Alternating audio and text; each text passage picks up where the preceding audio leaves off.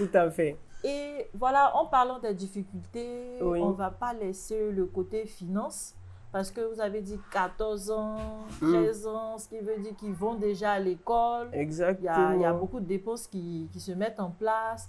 Et ce côté-là, comment est-ce que tu arrives à gérer? Parce que tu as dit que les enfants, le plus grand a 14 ans, Oui, l'autre a 13 ans.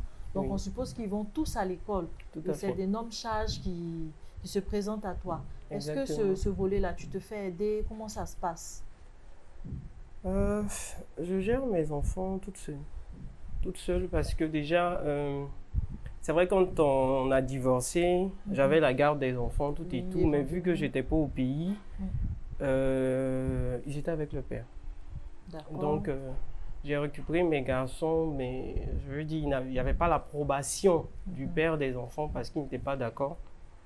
Donc, quand j'ai récupéré les enfants, avec la colère, tout et tout, il s'est dit, bah écoute, tu les gères toute seule. Donc, c'était un défi à relever. Oui. Voilà. Un Et comme énorme je... défi. Ouais, oui. Et Dieu m'a fait grâce de revenir m'installer, d'avoir un très bon boulot par la grâce de Dieu. Et j'arrive à gérer les garçons. Et ils sont vraiment compréhensifs. Du coup, ils savent quand ça ne va pas. Ils savent comment gérer, comment je peux dire, orienter leur demande, leur Le charge, tout et besoin tout, et leurs tout. besoins.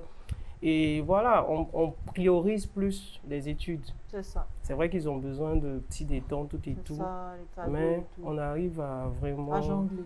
Oui, c'est ça. Oui. C'est ce côté-là, j'aimerais bien recevoir aussi un père célibataire pour en parler parce que on se retrouve avec beaucoup de mamans qui vivent pratiquement la même histoire. Hum, Moi, je pense que au-delà de tout ce qui peut paraître, les histoires ne doivent pas envoyer un papa à enlever carrément ses mains sur ses enfants. Parce que c'est la maman, c'est avec la maman que tu as un problème, pas avec les enfants. Je c'est sais de clair. quoi je parle parce qu'il y a ma soeur qui vit la même situation. Hum, Elle se retrouve aujourd'hui avec 4 enfants, voilà, sans père, qui ne demande même pas de leurs nouvelles, rien du tout.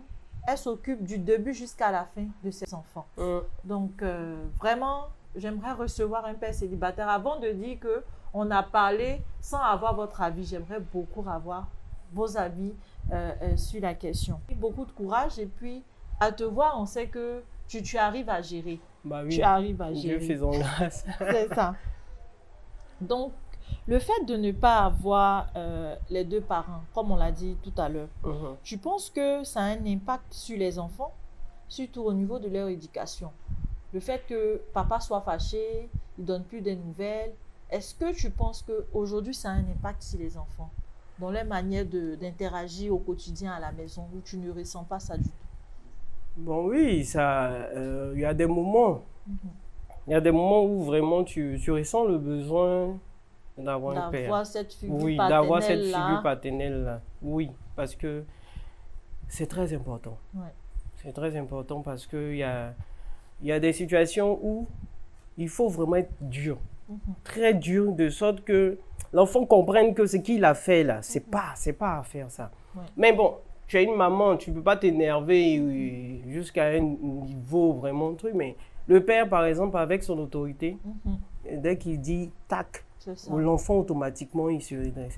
Mais comme j'ai dit, moi je mets tout en prière, par la grâce de Dieu, mes enfants me comprennent. Mhm. Et voilà, on arrive à gérer le quotidien avec beaucoup de, je peux dire, avec beaucoup de patience, de tolérance aussi. On C'est arrive ça. à se gérer. C'est ça. Mhm. Je m'imagine même pas, moi, ma vie sans avoir eu mon papa, voilà, pour m'épauler pendant tout ce temps. Donc, Mhm. quand on ne voit ou pas, je sais que forcément, ça aura un impact Oui, c'est sur les clair. enfants. C'est clair. Voilà, on va beau essayer pour une maman de combler ce vide-là. Si Dieu même qui a permis à ce que ce soit une femme et un homme qui fassent un enfant, sûrement il sait pourquoi. Ouais. Donc forcément, c'est important dans la vie de ces enfants-là. Moi, je vous demande pardon, chers hommes, que ce soit, comme on a dit, de façon consentante ou non, que l'enfant est là. C'est ton sang, c'est ta chair. Il ne faut pas regarder le comportement de la maman pour juger le comportement que tu dois avoir avec tes enfants. Non, ça c'est Ça clair. reste tes enfants.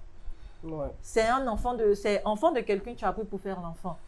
D'accord, elle s'en va, elle va chez ses parents. Mais et toi, tes enfants? Je vous en supplie.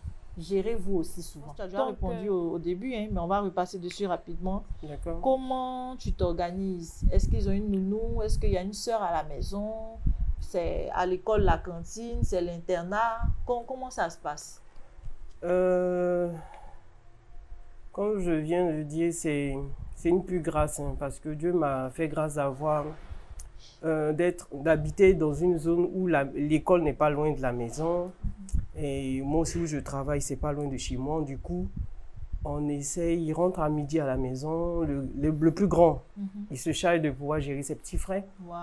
Voilà, donc j'ai essayé de mettre des commodités de sorte qu'ils n'ont pas grand chose à faire quand tu rentres. La nourriture est là, ils réchauffent rapidement, ils mangent, ils retournent à l'école. Le soir, j'essaie de rentrer un peu plus tôt.